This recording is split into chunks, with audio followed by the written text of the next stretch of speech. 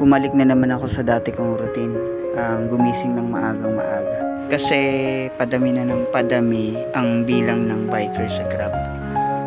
Siyempre naghahati-hati kami ng booking at lumiliit na rin yung kita namin. Alas 5 na pala. Kawawa naman yung ibang nakadepende sa Grab. Oras 7:06 AM. Makakaalis ako ng alas 5 ng madaling araw. Alas 7 na. Dami ko pang inasikaso. Nag-prepare ako ng pambaon ko. Let's go!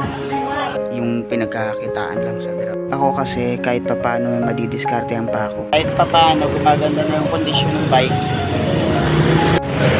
Mag-iisang buwan na rin, pahirapan na rin kumita ng malaki. May first booking na ako, McDonald's.